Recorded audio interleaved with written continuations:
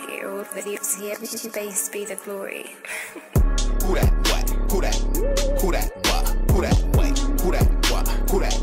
Who that what? Who that what? 28 what? Who that?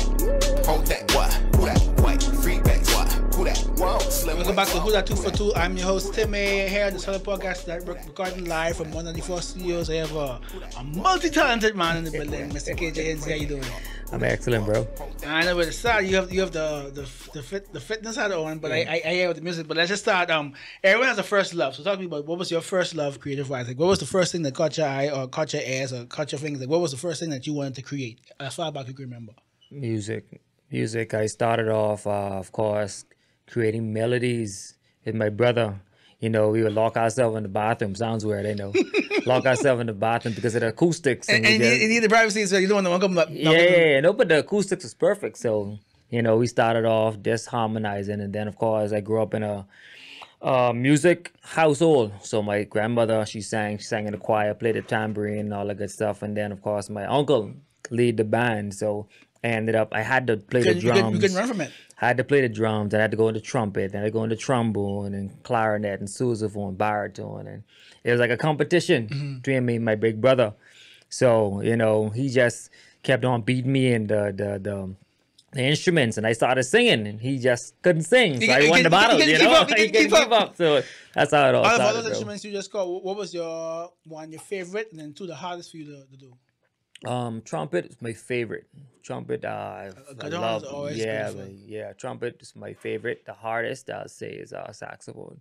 I've also heard that too. Like I'm a Masego fan, so like I listen to all this videos, but like I say, that shit look hard. Yeah, I can't even imagine. It's hard, bro. It's hard. And out of those instruments you got right now, how much of those can you pick up right now? Like if you go home right now, can you still play? About 4 of them. That's trumpet, trombone, baritone, sousaphone. That's awesome, man. So singing, so you started singing in the church or like what was the? Of course, you know the choir, church, school choir, yeah, pretty much in the church, and then of course you singing on the praise team, and then they go, oh, you can play the trumpet. I play the trumpet, so you know that's where it stemmed. All the R&B singers, I'm pretty sure, stemmed from the church. So talk to me about getting to making your own tracks. Like what was that journey like? Man, I know about Audio Edition. Audio Edition and Fruity Loops. Yeah, I remember Fruity Loops. And remember LimeWire and all them. Listen, back in the day, downloaded all them. I started making my little tracks and all that inside. When I couldn't find the tracks I wanted, I tried to find the instrumental off of LimeWire and then go into Audio Edition and record tweak it and you know and just started writing songs. And can you remember the first song you ever wrote? Yeah, I remember. It's like a weird love song. Yeah, I remember it. And to this day, believe it or not, every time I go, like, friends from Abaco, you know, because I was in high school singing to the girls, you know, and every time they see me, they say, sing me that love song. You know, of course, you singing to girls. So this is probably the Emerson Masters days then. Oh, no, was it? Yes. Wait, yes. what was the? And then, recording it, and then recording on your phone and then leaving it as your voice tune. That's the Erickson and thing, you know, your voicemail is me singing, and then guys just call me just to hear the voicemail and hang up. And speaking of voicemail, shout out to our sponsor Live. You know, I hope last week you got on by your new phone, Smash Madness. But Live, we are game changers. Get your phone, get your MiFi box. You know, leave them to people alone. Come to the good side. So you become popular for these love songs. So I thought when you start getting like full real studio recording. A producer make your beat, maybe get some radio play. Talk to me about that transition to like being an artist. So what I used to do, when I really got on the scene, of course, the internet was my main source of my main fan base, you know, Facebook. So I record my own songs using GarageBand and they would just go like wildfire. People like, man, I love that song, until Mario Major, Super Mario. He hit me up. He's like, bro, I love this song. Called me. Mario hit me up at 11 o'clock one night and said, bro, we need to talk. And I'm like, but you hit me up at 11 o'clock. You told me we need to talk. You love my music. Your anxiety stuff. Yeah, I said, but what's going on, right? So the next day, I was like, yeah, man, what's good? He said, man, look, yeah, I want to sign you. But I'm like, sign me? I don't know. You Super Mario. You're a DJ. Yeah. You know what you talking about? So Sammy Star was the one who gave me my first track, the Where Would I Be, John? I don't know if I sent that to y'all, but my first track. So Mario was like, man, we can go by sketch, and we re-record the song. And when I re-record it and I put it out there, it went like wildfire. Like, I'm talking like the whole Bahamas heard it. And they couldn't believe it was a Bahamian. Not until like Steph and Charlie's and Mario had one of his parties. Yeah. And then the song started playing, and the guys they going wild. It's like, that's him? And I've that's seen the reaction so many times. Yeah, That's who's saying that. yeah. I've heard so many times where people say, "That's about him, man." But listen, it was real, and that's when I knew that, hey, all right then, I love this. And then it was just on from one track to the next, when it rains and all that good stuff. And yeah, And of course, I've had so many artists on the show, and they said, as great as the passion is, as much as time you have here, it's always that difficulty to turn into money. So paying for your bills. So why don't you reach a point in your career, you're like, okay, I gotta just make music. I can't just go to the radio and sing shows. I gotta make enough money to support my lifestyle, my family. Maybe do a career shift or a career balance. So talk to me about that, approaching that. so of course, one thing I appreciate about Mario, he put me on that pedestal. He gave me that push I needed. And then when it was time to spread my wings, I spread them. But of course, when it comes down to being independent, and trying to get paid but you think you deserve, you can only do so much shows for exposure. And like, how much more you want me exposed myself? It's so much people in like, Nassau. I perform to the Or same people. Or even in the Bahamas, there's so much people there. And I'm like, when you listen to the quality of my music compared to anybody else in the U.S., it's on par, bro. I could sing just like them. The music on par just like theirs. I mean, I don't know what it is. So I was early in my marriage. Just got married, and I was like, all right, now you got to make a real life decision. What you can do? You can try to chase this career. You could take care of your family. Take care of family. Newly married, 2 years into marriage, newborn, firstborn, and I was like, bro, all right, now I gotta make a real life decision now. So I put music aside, and I had to go find a real job, bro. Don't get me wrong. No, I was working, but then I was like, I had to. Like fully focus on, all right, making money for the family. And then every now and again I would still, go to the studio and put out music. Because you have that itch. Yeah, but it wasn't to the extent whereas I'm like promoting myself and going to shows. It was just to put music out and put it on the internet. Stay relevant, really. Yeah, try to stay relevant. But yeah, man, I didn't have the time, the energy, the passion that I had, man. Was just doing it full time, But I mean, yeah, you were saying relevant because then you got people don't even know you about your singing. They think last week was something new. They know you've been in the game. This is your first love. Oh yeah. So yeah. But you really, but mostly known for is like the fitness thing. So talk me about how that was birthed from the name, from just. Cause I know that takes a certain focus to not only train your body, but then train other people. So talk about that. So of course during that artist phase, I ran into Slugger. Everybody knows Slugger, Freddie Slugger. Yeah. So Slugger was the first person to put that weight in my hand. He's like, "Yo, all right, Tan, you want to lift? Let's go. What's the worst that could happen?" And after that, I just got the love for fitness. And of course during that transition from putting the music on the back burner and finding a job.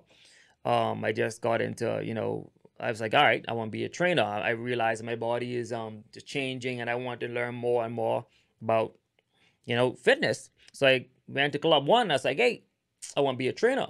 He's like, yeah, man, we can train you. Sit by this front desk and sign people in. And then from there, you can go to the smoothie bar, make up a smoothie. I was like, all right, okay, cool. After like 2-3 months in, I'm like, yo, I want to be a trainer. Yeah. All right, cool. We can put you in a gym floor. You be the floor manager. I'm like, listen, I ain't it all. I want to train people. Yeah. So Macfit, Jimmy Mackey, he opened up his gym. He's like, you want to be a trainer? I said, yes. He said, say no more. Boom. So long story short, went to Macfit. I became a certified trainer there. After about maybe a year there, I decided to leave and spread my wings. And that's where Physique, Total Fitness, was born. It came into existence. And that's when I became a real entrepreneur. Okay. Started to work for myself. So was there a struggle doing whatever the 9-to-5 was and still doing the gym thing before you became an official entrepreneur? Well, at the time when I left Club One, I was full time at MacFit. Okay. I had a little phase in my life. My mom passed, right? Yeah. And I was like, man, listen, like my whole world just break down. And I was like, you know what? I need to do something that's to distract me. And the wife was like, you know what? I was stressed out where I was at the time. And the wife was like, you know what? You don't need to be waiting for nobody, man. You could do this fitness thing yourself. You all have the time, all you need. Sold my car, bought a couple pieces of equipment, and then I was just from one client to the next client, house calls, and here I am today. Grind. Still doing it. Everyone always like to hear, but I ain't gonna get too deep. But the Khaled phase Oh, was, yeah. was a good and looking Oh. back, I said, how important do you think it was for not for the Americans, but for Bahamians to recognize you, or did you really have like that recognizability already before the Khaled thing? Well, people knew who I was, of course, for fitness.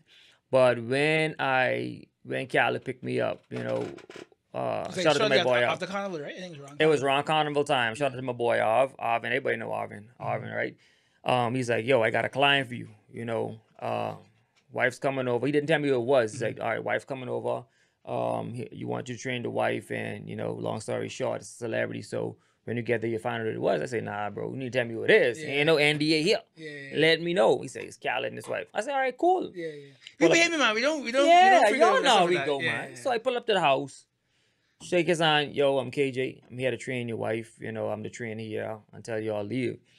Day one, everybody see the viral video. Yeah. That was like, must be like after like day 3, we boxing. He in the background Chirping, making noise, yeah. and she just snap on him. I'm there like, okay, I ain't do that. But yeah, man, we caught a good vibe. He liked my energy, and then he's like, bro, I need you in LA. I said, all right, cool. I thought he was joking. How did that conversation go with your wife? Boy, but watch this. So, woke up one morning, I look at my phone. Khaled put me in a group with his, I guess, his not publicist, his accountant. He's like, I need book KJ a flight. I need him over here tomorrow. I'm like, tomorrow? I look at my phone. I'm like, tomorrow? So I had to wait to wife you up. I said, yo, Khaled say, you want me in LA tomorrow? She said, okay, how long? I say, I messaged, so how long? He about 6 to 8 weeks. I'm like, what? That's 6 to 8 weeks, and you want me to come tomorrow? So I had to make a decision. I said, well, I can't leave tomorrow. Let me just spend one more day with my family before I dip set, So, yeah, I tell her, hey, you got to hold it down, mama. I about to make a little move. Hopefully, things work out the way, And in the back of my mind, I said, I wonder if this may break for music. Yeah. And then, my support team, they're like, spamming Khaled page. Yeah. KJ do music, Yeah, KJ do music, KJ do music. Listen to this track, yeah. So we get there. Long story short, we there in the studio, and he looking at me, right? And he say, yeah, man, the fans they're telling me you do music. I say, yeah, I might do a little something, right? I got a couple tracks, But the thing is, it was like, I didn't want to be an opportunist. Yeah. Because I was there for fitness.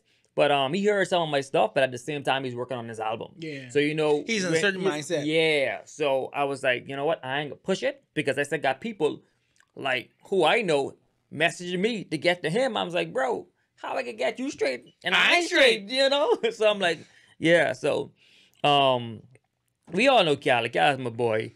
We went there. I tried. We trained. We grind. But once he in album mode, that's that. Everything else on the back burner. Yeah. We ain't care about no fitness. I need to get this album out. We the best. Yeah. So we was traveling Vegas. We was here there with French Montana, Fat Joe. Every celebrity, you name it, I was with them, sitting next to them, chilling with them, talking with them. It was like a good, experience. So what was that? What was your return like? Then I was like, okay, I just had been hanging with the who was who for 2 months. Like now, the price of the brick going up. Listen, but when I came back, I wanted my people to know that I ain't coming back with my head. I ain't coming back with my chest up, bro. I'm the same dude as I left. I'm the same dude. And then like when I went out to dinner, people treat me different. Like, oh yeah, but it's your boy, what's going on, right? We go on my wife, she book her on Bahama. I get upgrade twice. Boom, boom. 2 upgrades. I'm like, what? And of course, I was like, man, be good, bro. We ain't got. I mean, I love it. Don't get me wrong. I'll accept it, but at the same time, no pressure. Yeah. I'm the same KJ when I left Nassau. I'm the same KJ when I back. I only been there to do my thing, Yeah. So then I also know you pick up the camera sometimes and talk to me about that. Like KJ Clips. That all stemmed from me vlogging my family. I love my family. So every time we travel, we travel a lot. We travel a lot. So we started a YouTube page, and I just pick up the camera because I like to create memories. It ain't just me just picking up the camera, just shooting the videos, but just creating memories for me to look back, to document, and just go back. And from time to time, I would sit there and I would watch from video to video to video.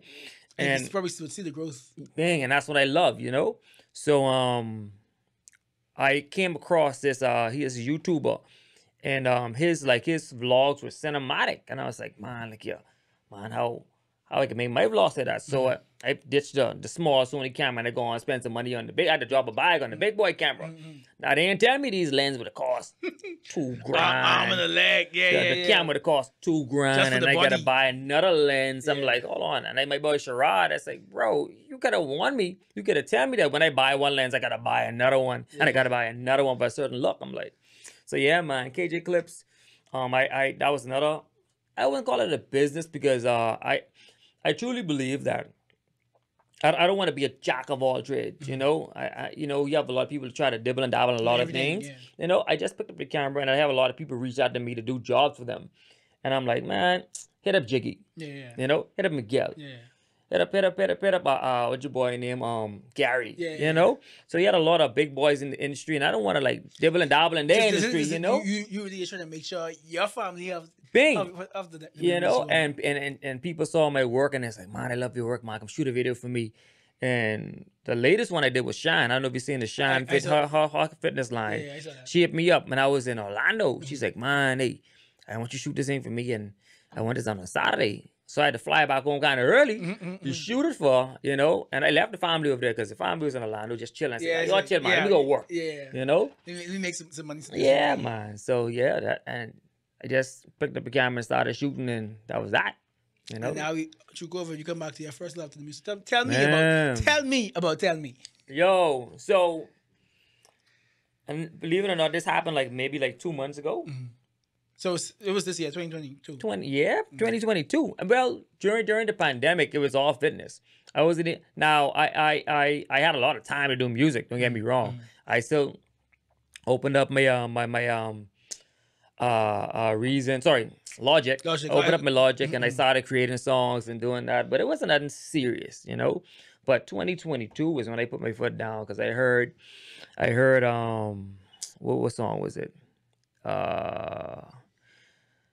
I can't remember this guy's name. Which He's one? on a song with Chris Brown, but I can't remember the name of the song. You mean the Do I Ever? The song name is Do I Ever. It's like a Do I Ever Cross Your Mind remix. Oh, okay. That's it's Tune Ace this or something like that's this with Chris Brown. I heard that song and I said, you know what? Time for me to get back. Match the sketch. I said, bro, it's time. I back in the studio. I back. Like it's time. Sketch said, all right, then it is what it is. So he let me pull up.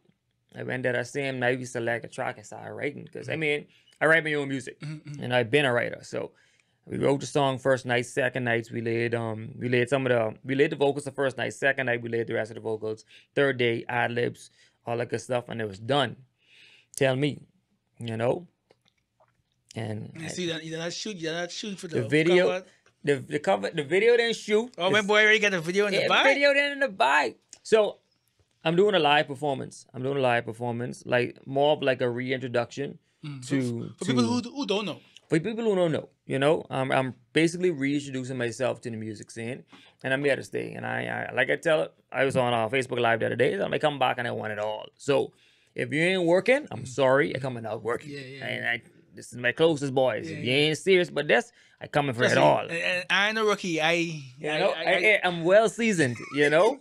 So I had my little hiatus. I gave you all your time. Yeah, you know. You know. You think you could sing? Okay.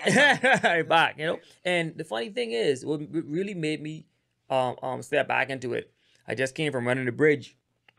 And Ricardo Clark, I passed him. You know, I recognized him. I said, oh, that's Ricardo. Boom. So I hailed him. I kept on running. Ran to Starbucks afterwards. He came in right behind me. He said, KJ, right? Say, boy, you can sing your butt off. Boy, what happened, man? No, I was just talking to Empress, but you asking the excitement them. What happened to you? I say, bro, what? Life happened, man. And I say, yo, and he's like, yeah, boy, dog. Like, yeah, boy, you can sing your butt off. And he kept on saying that. So the people in Starbucks looking at me like, oh, this dude is singing, you know? I really know him for rapping that. You know? So I all sweaty and muscly, and this dude, oh, he's a singer too? So yeah, man, and that gave me a little push, you know, from him really bigging me up there and gave me the props. And I was like, you know what? It's time.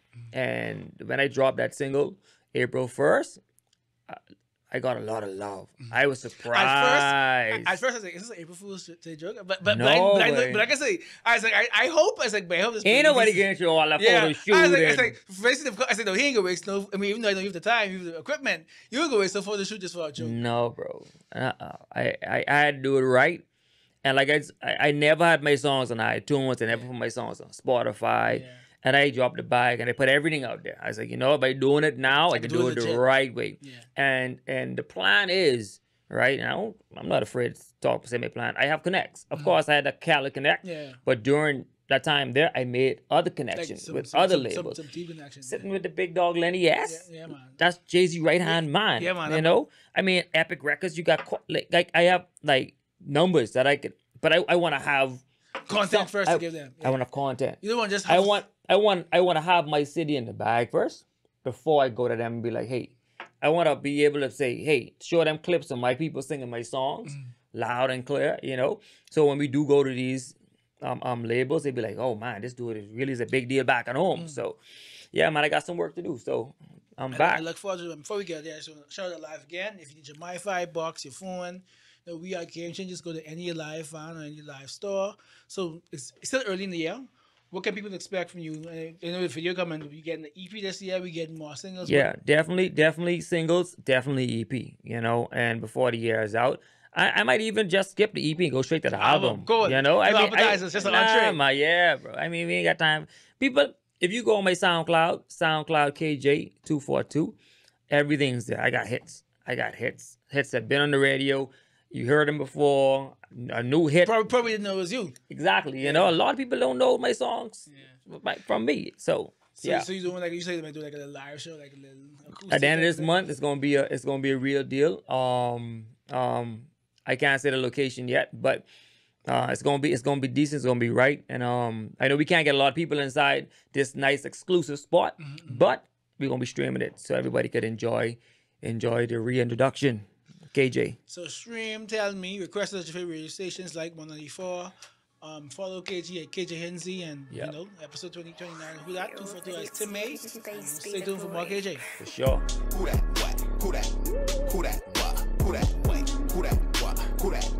Who that? Wait. Who that? What? 28. What? Who that? Hold that.